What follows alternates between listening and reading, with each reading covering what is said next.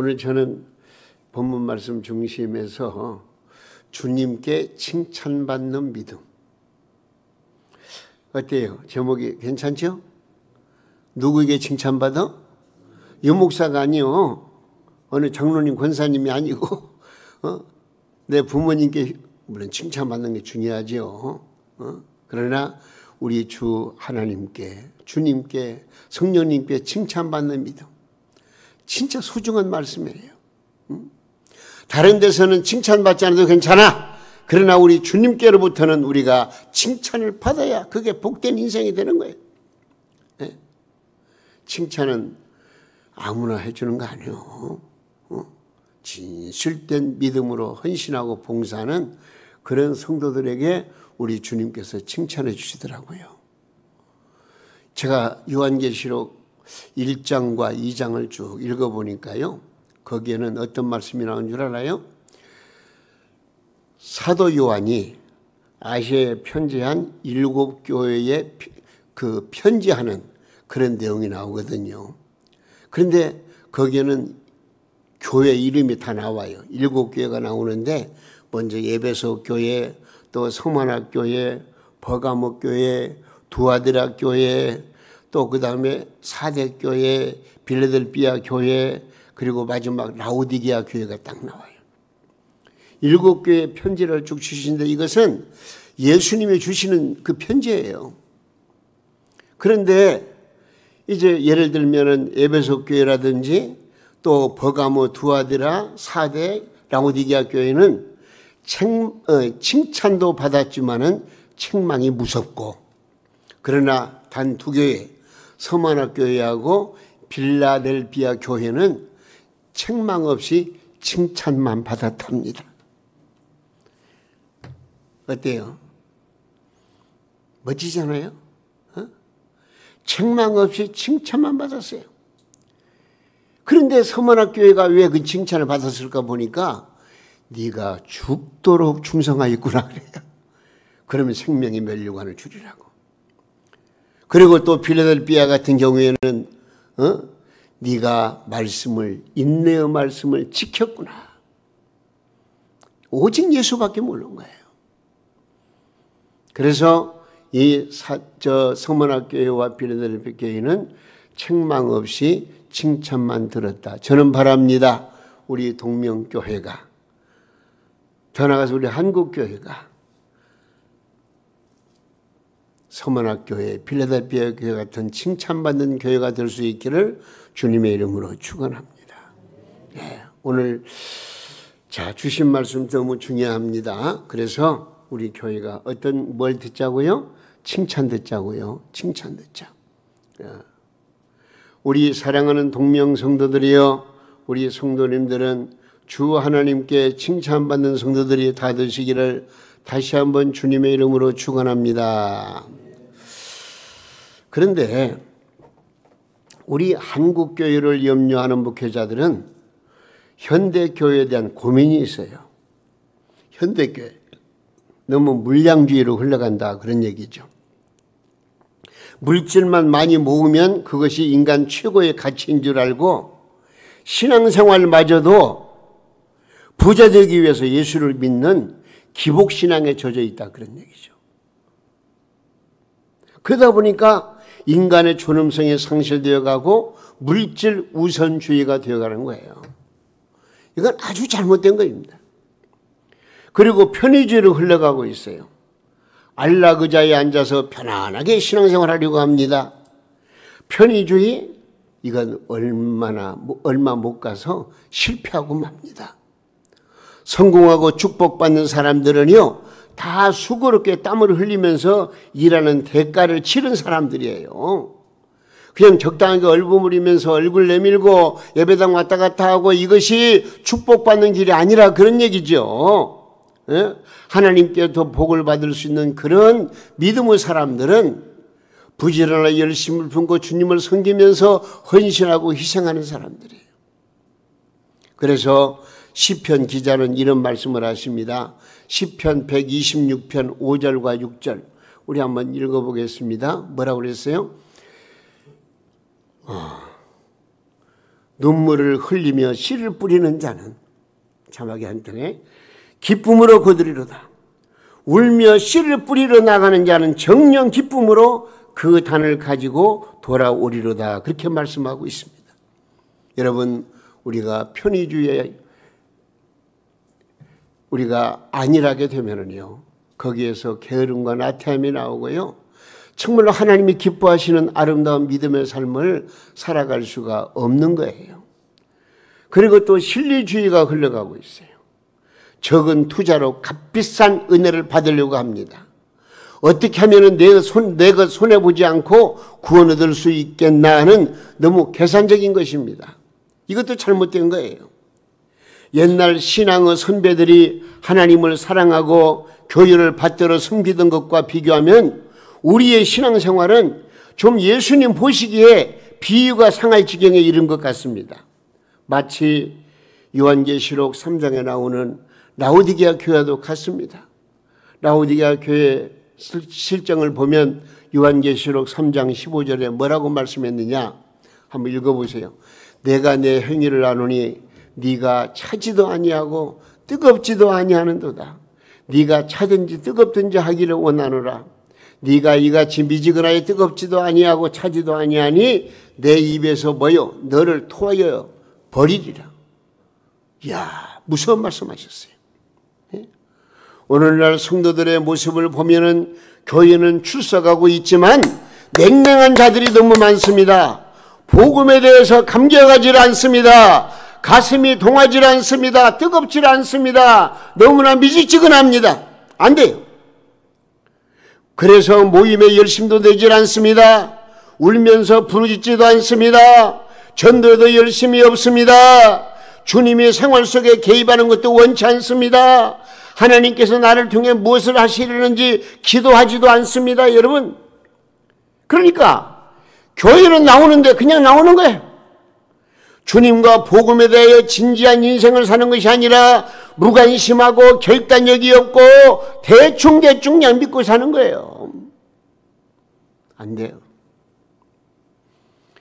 이런 사람은 마치 환자가 병을 고치기 위해서 병원에 열심히 들락거리고 있지만은 병을 고칠 마음이 없는 상태와 같다고 볼 수 있습니다.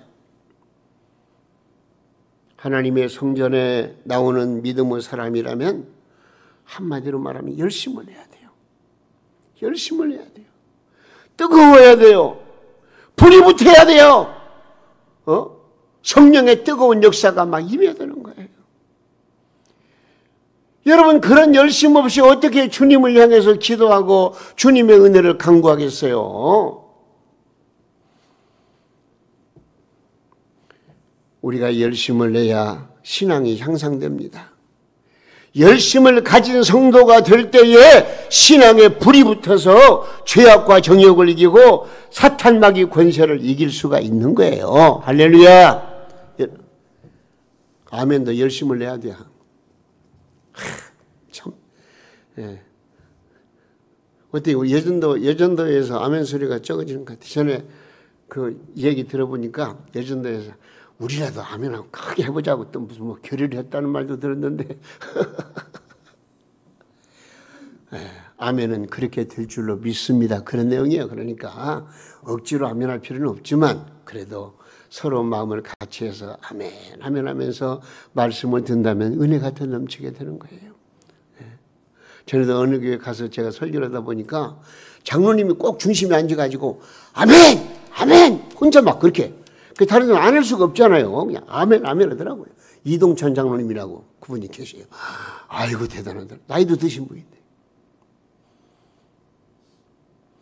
어떤 교회는 아멘을 훈련하는 교회도 있다는데 예, 어쨌든 아멘은 좋은 것이니까 뭐 우리가 진짜 저는 아멘 강요는 안 된다고 생각해요. 아멘은 자연스럽게 나와야 되는 것이지 왜 아멘은 내가 이 말을 이렇게까지 했는데 아멘 아니요? 그건 잘못된 거예요. 예. 우리는 정말로 하나님 앞에 은혜로 충만하고 기쁨으로 충만하고 감사가 충만하고 열심으로 충만하고 헌신으로 충만하고 정말로 무언가 하나님의 은혜가 내 가슴 속에 감격적으로 다가오고 그 은혜에 감사한 마음이 있다면 어찌 우리가 그냥 무덤덤하게 신앙생활을 할 수 있겠느냐 하는 거예요. 우리가 이 땅에 태어나서 하나님의 은혜로 살고 있고 또 다 하나님의 것을 가지고 살면서 하나님을 주인으로 인정하지 않고 물질의 욕심을 부리며 살고 있습니다. 전부 다 바치기는 고사하고 하나님께서 즐거이 바치라고 정해주신 최소한의 분량마저도 욕심에 이끌려서 제대로 바치지 못하는 그런 경우가 많은 것을 우리는 볼 수가 있습니다. 요즘 목회자들에게 있어서 공통된 의식을 가지는 것이 있는데요. 그게 뭐냐면 교회에서는 헌금에 대해서 말씀을 가르치는 것은 목회 생명을 걸고 해야 되는 부담스러운 일이다. 다시 말하면 헌금 설교는 하지 말라 그런 얘기예요. 어때요? 우리 교회도 보면 1년에 한 2번씩은 이렇게 헌금에 대한 말씀을 드리지만 물론 헌금을 하라고 강요하는 그것이 초점 맞추는 것이 아니고 이렇게 정성을 다해서 헌금을 하니 우리 주님이 무척 기뻐하시고 칭찬하시더라 이 말씀 드리는 것이니까요. 그러잖아요. 제대로 하나님께 드리는 생활을 하지 못하는 양들의 모습을 보면서도 제대로 가르치지도 못하는 모습 비극이 아닐 수가 없습니다. 이 교회 성장연구원에서 이런 연구 결과를 발표했는데요. 뭐냐면 교회 성장을 원하거든, 교회 성장, 교인들이 많이 모이는 성장을 원하거든 그런 주제가 있어요. 근데 그 주제 발표의 글을 보면은 첫째, 목사는 순교자의 신앙에 대해서 설교하지 말아라. 순교하라는 말 하지 말라는 거예요. 또 헌금에 대해서도 설교하지 말아라. 그리스도를 위해서 무엇을 할 것인가? 그것도 설교하지 말아라. 그러면서 뭐라고 하냐면 그리스도의 은혜로 축복받을 것이라고만 축원하라. 그렇게 하면은 사람들이 많이 모일 것이다. 이런 어떤 연구 결과가 나왔어요. 여러분, 아니 그렇게 해서 교인들이 많이 모인다면 하나님께서 인정하시겠습니까? 아니잖아요. 우리 주님은 사람을 외모로 보지 아니하시고 속 중심을 보십니다. 우리 하나님은 우리의 믿음의 형식을 보지 아니하시고 내용 즉 하나님을 향한 믿음을 보신다는 거예요. 오늘 우리는 본문 말씀을 통해서 예수님께서 말씀하시는 제대로 된 헌금관에 관해서 우리가 말씀을 읽어보았습니다. 오늘 본문 말씀 보니까요. 자, 예수님이 성전에 들어가셨어요. 그런데 성전 입구에는 뭐가 있느냐? 헌금통이 있어요. 헌금통. 헌금통이 있으니까 성전에 들어가는 사람은 헌금통에다가 헌금을 내야 할 거 아니겠어요? 그걸 지금 예수님 보고 계신 거예요.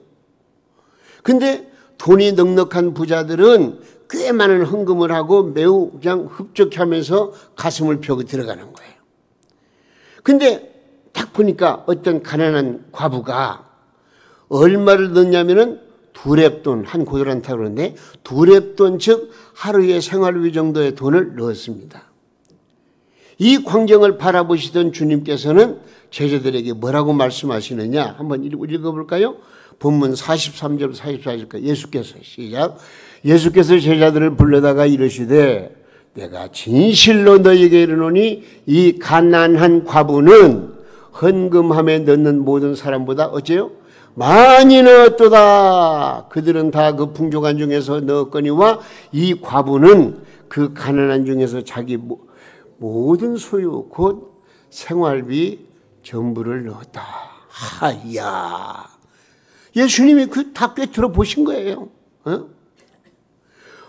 이 본문 말씀의 사건은 주님이 말씀하신 대로 복음이 전파되는 곳마다 함께 전해지면서 많은 사람의 심금을 울리는 사표가 되고 있습니다. 그러면 우리 주님은 과부의 무엇을 보셨기 때문에 이렇게 칭찬을 아끼지 않으셨을까요? 오늘 그 말씀이에요. 먼저 한번 따라서 하실까요? 아낌없이 바치는 뜨거운 믿음을 보시고 예수님이 칭찬하셨다. 그겁니다. 예. 가진 것이 많이 있다고 해가지고 많이 바치는 건 아니더라고요. 가난하다고 적게 바치는 것도 아니더라고요. 이 헌금이라고 하는 것은 뜨거운 믿음이 있어야 바칠 수 있는 거예요. 따라서 교회의 부흥은 부자가 많아야 하는 게 아니고 뜨거운 믿음을 실제 보여주는 여기 가난한 과부 같은 성도가 많아야 이 교회는 알차게 부흥하고 발전하는 것입니다. 그래서 신명기 16장 10절 이하에 이렇게 말씀하셨어요. 여호와의 택하신 곳에서 여호와께 보이되 뭐요? 공수로 여호와께 보이지 말고 각 사람이 내 하나님 여호와의 주신 복을 따라 뭐라고 그랬어요? 그 힘대로 드릴지니라. 네? 왜 하나님께서는 그토록 힘대로 물질을 바치라고 하셨을까요? 마태복음 6장 21절에 뭐라고 그랬어요? 내 보물이 있는 곳에. 네? 마태복음 6장 21절 내 보물이 있는 곳에는 네 마음도 있느니라. 그렇게 말씀합니다. 우리가 하나님께 물질을 바치면 그 마음이 하나님을 향하게 되는 것입니다. 하나님께서는 아브라함의 믿음을 받으시기 위해서 독자 이삭을 바치라고 명하셨고 아브라함은 순종함으로 말미암아 합격 통지서를 받고 너무너무 기뻐했습니다. 그러므로 하나님께 물질을 드릴 때는 뭘 담아서 드려야 한다고요? 믿음을 담아서 드려야 돼요. 뜨거운 믿음을 담아서 드려야 돼요.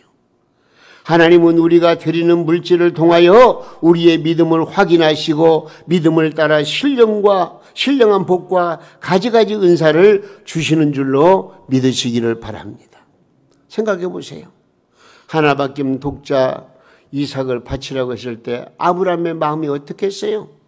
근데 아브라함은 그 성경 말씀의 맥락을 보면은요, 심지어는 자기 부인 사라와 상의하지도 않고 하나님의 명령 앞에서 무조건 아멘하고 일어서서 모리아산으로 가서 자기 아들을 제물로 바치는 그 광경을 보시는 하나님 어떻게 했어요? 목에다 칼을 대려는 순간 아브라함아 스톱. 이제 알았다. 네가 네 아들보다 나를 더 사랑한 줄 내가 알았어. 손대지 마. 미리 준비된 양을 잡아서 번제물로 드리도록 하는 하나님의 극진한 사랑을 우리는 볼 수가 있어요. 여러분, 이게 진짜 믿음이에요. 이게 진짜 헌신이에요. 하나님은 그걸 요구하시는 거예요. 하나님은 우리가 드리는 물질을 통하여 우리의 믿음을 확인하시고 믿음을 따라 신령한 복과 가지가지 은사를 주시는 줄로 믿으시기 바랍니다. 여기 지금 자기의 모든 것을 아낌없이 바치는 이 가난한 과부의 믿음을 보세요. 한번 따라서 하세요. 최대의 정성을 쏟는 믿음을 보시고 칭찬하셨다. 예, 그러면요. 예. 이 지금 과부의 헌금은요, 얼마라고 그랬어요? 2렙돈 1고드란트였습니다. 이는요, 참 이 계산하기 좀 옛날에는 더 쉬웠는데 지금은 화폐 가치가 높아지고 우리 생활 수준이 높아졌기 때문에 이 가난한 과부가 드린 2렙돈 1고드란트라는 것은 이건 어떤 면에서 쉽게 말하면 동전 몇 입에 불과한 것인데, 그런데 주님은 이 과부에게 많은 헌금을 넣었다고 칭찬하시는 거예요. 이거 어쩐 일이요? 그 가운데서 가장 적은 돈을 헌금을 했는데 가장 많이 헌금했다고 예수님이 칭찬하신 이유가 뭐냐, 그런 얘기죠. 최대의 정성을 쏟는 믿음을 보시고 칭찬하신 거예요. 여러분, 다른 사람들은 모두가 풍족한 중에 헌금을 하였지만 이 여자는 구차한 중에 헌금을 했다는 거예요. 어떤 성도는 물질적으로 매우 궁핍한 가운데 살아가고 있습니다. 어떤 성도는 주일 성수를 하기 힘든 직종에서 일하고 있습니다. 어떤 성도는 몸이 불편하여 자포자기할 수밖에 없는 환경도 있습니다. 어떤 성도는 신앙생활에 핍박을 받고 고난을 겪고 있는 분도 있습니다. 그러함에도 불구하고 하나님의 교회를 위해서 지극한 정성을 쏟으며 하나님을 기쁘시게 하고 주의 종에게 힘을 실어주는 성도도 있다는 것 저는 확인하고 감히 말씀을 드립니다. 그래서 저는 늘 감사해요.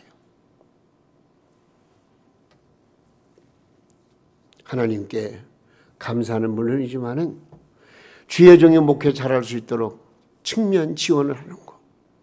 야, 이건 정말로 저는 간증한 것 아닙니다. 간증이에요. 미국의 존 워너메이커라는 분이 있어요. 존 워너메이커는 미국에서 아주 정말로 어떤 면에서는요, 억만장자라고 봐요. 하여튼 세계 백화점의 창시자로 유명하니까요. 근데 그는 어려서부터 너무 가난하게 살았습니다. 구차한 중에서도 성전 건축을 위해서 벽돌 한 마차를 바쳤다는 그런 기록이 있습니다. 그는 엄청난 축복을 받아서 그냥 그 기록대로 한다면 100만 불을 들여가지고 성전을 지어서 봉헌했다는 기록이 있습니다. 그는 많은 선교비를 지출해서 세계 선교의 일익을 담당을 했습니다. 그분이 선교 지역인 중국을 방문했을 때 일인데 일화는 우리에게 너무나 큰 감명을 줍니다. 어느 시골 농촌에 갔을 때 일인데 한 노인이 쟁기를 잡았는데 앞에는 소 2마리가 끓여야 할 거 아니겠어요. 그때는 보통 소 2마리가 끌리가. 근데 소 1마리가 끓고 한쪽에는 젊은 청년이 끌고 가는 거예요. 그래서 이상하다 생각을 해서 아니 왜 저럴까. 그래서 이제 그 노인에게 물어봤어요. 아니 소 1마리는 어디다 두고 사람이 끌고 있습니까? 물어보니까 이렇게 얘기하는 거예요. 우리가 저 예배당 보이시죠? 저 예배당을 건축하는데 바칠 헌금이 없어서 소 1마리를 팔아 바치고 그리고 아들과 내가 번갈아 가면서 이 한쪽 멍에를 메고 있다고 그런 말을 들어요. 여러분 어때요? 가슴 찡하지 않아요? 응? 그래서 워너메이커는 그 자리에서 이런 기도를 드렸답니다. 주여 나로 하여금 더 무거운 멍에를 메게 하사 저렇듯 희생적인 헌신의 즐거움을 알게 하여 주옵소서. 그런 말을 했대요. 여러분 세상살이에 얼마나 많은 고달픔과 시달림을 당하고 있습니까? 그러나 이때가 은혜를 받아 헌신하기에 적절한 때인 줄로 믿으시기를 바랍니다.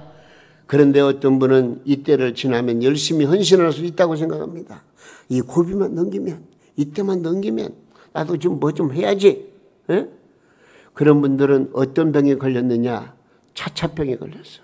뭐 좀 해놓고 다음 차차하지. 응? 여러분 보세요. 그러나 이 어려운 때가 지나면은요, 지금의 열심도 식어지지만은 환경이 좋을 때가 할 때 하는 헌신은 그 값어치가 적어진다는 사실도 여러분 깨달으시기를 바랍니다. 어려운 상황에서 드리는 감사가 은혜의 빛이 나타난다는 것입니다. 보세요. 옛날 사르밧 과부는 어떤 환경에서 감사했습니까? 먹을 것이 없어 죽을 지경에 직전인데 그런 환경에서 하나님 앞에 감사하지 않았습니까? 주의 종을 섬기고. 바울 사도와 실라는 어떤 처지에서 감사했습니까? 억울하게도 감옥에 갇혀 있으면서 하나님을 감사하지 않았습니까? 정성을 쏟는 감사는 우리의 환경을 향기롭게 변화시켜 줍니다. 범사에 감사는 우리를 향하신 하나님 아버지의 뜻이라고 분명히 말씀하셨습니다. 하나님 아버지를 기쁘게 해드릴 수 있는 최고의 감사는 환난을 겪으면서 드리는 감사요. 내 형편이 심히 어려울 때 드리는 감사. 이게 진짜 하나님을 기쁘시게 하는 칭찬받는 감사라고 하는 것을 우리가 꼭 기억하시기 바랍니다. 물론 우리의 삶의 환경을 보면은 어느 누구 하나 뭐 대단한 부자가 되어서 거부가 되어서 떵떵거리고 살 수 있는 그런 형편에 있는 분들이 없잖아요. 그러나 이 가난한 과부를 보세요. 어떤 환경에서 어떻게 하나님 앞에 영광을 올려드리고 헌금을 하기에 그렇게도 칭찬받는 여인이 되었나는 것을 우리 한번 깊이 생각해 보시기 바랍니다. 여러분, 정성을 쏟는 감사는 하나님의 은혜와 사랑을 듬뿍 받게 된다는 것을 기억하시고, 또 여기 한 가지 더 우리가 주목해야 할 것은 이 가난한 여인의 그 헌금을 칭찬하신 이유가 있어요. 한번 따라서 하세요. 절대적인 진실한 믿음을 보시고 예수님은 칭찬하셨다. 예, 그겁니다. 이 세상에 그 어떤 것도 절대적일 수가 없습니다. 모두가 상대적입니다. 그러므로 나의 선택으로 내 삶의 목적이 바뀔 수가 있습니다. 그러나 이걸 아셔야 됩니다. 하나님을 향한 나의 신앙만은 절대적이어야 됩니다. 계산하면 안 돼요. 그걸 따지면 안 돼요. 하나님이 우리를 조건 없이 예수 그리스도를 통해서 우리를 구원해 주시고 사랑해 주시고 이렇게 은혜롭게 살게 하셨는데 하나님을 향한 내 마음이 무슨 이것저것 따지면서 계산을 합니까? 그건 아니잖아요. 하나님을 사랑하는 절대적이어야 되는 거예요. 우리는 창조주 하나님을 외면하고는 살아갈 수가 없습니다. 물을 떠난 고기는 혹시 산다 할지라도 하나님을 떠난 심령은 사는 법이 없다는 것을 우리는 알아야 됩니다. 이 가난한 과부가 바친 헌금 2푼 속에서 예수님은 무엇을 보셨을까요? 지극한 정성과 절대적인 진실을 보셨습니다. 그래서 여기 뭐라고 그랬어요? 자기 모든 소유 생활비 전부를 넣었다 그랬어요. 여기 과부는 가난하였지만은 자기의 전부를 드릴 수가 있었습니다. 이 말은 과부의 모든 것이 하나님을 향해 있었다는 말 아니겠습니까? 혹여라도 여러분 이런 오해하지 마시기 바랍니다. 아이고 과부가 가난했으니까 그렇게 헌금을 했지 많은 거 가지고 있어서는 여러분 그렇게 계산적이면 안 돼요. 이 과부가 드렸던 그 헌금의 진실을 우리가 그걸 다르게 해석하면 안 돼요. 예? 오해하면 안 돼요. 그는 진실한 마음, 그에게 어떤 물질이 있었을지라도 다 주님께 드리겠다는 그런 믿음이 있었다는 거예요. 뜨거운 믿음, 열정.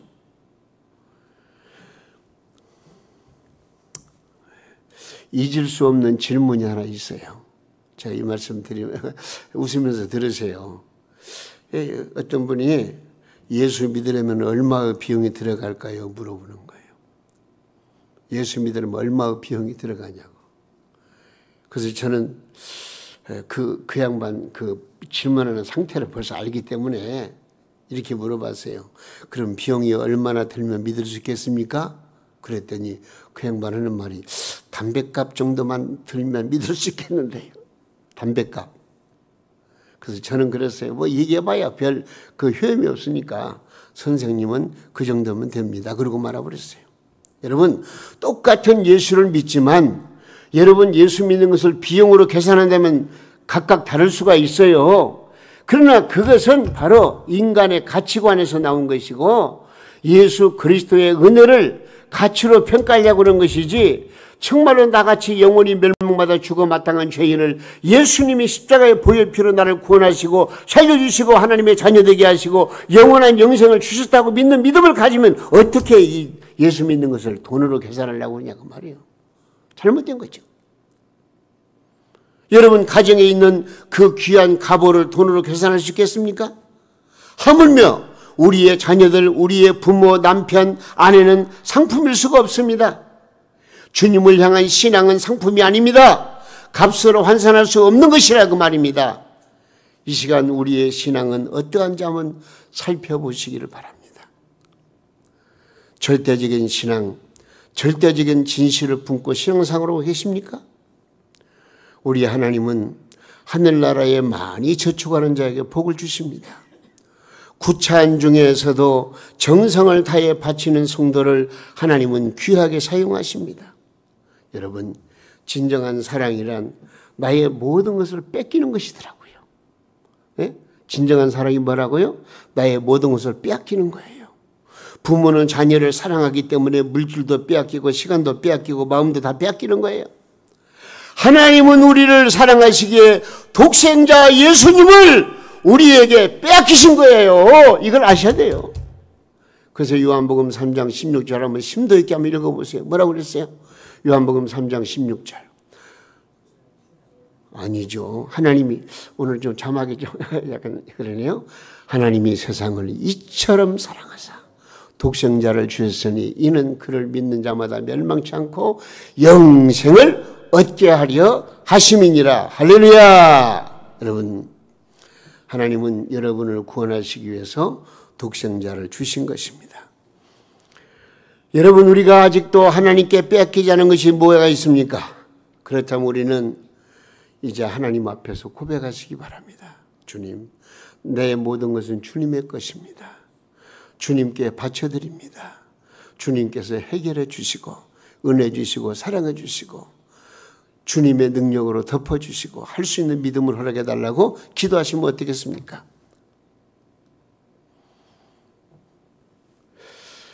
나를 감동하게 하시며 감사로 살게 하시는 성령님의 은혜를 여러분들이 사모하십니까?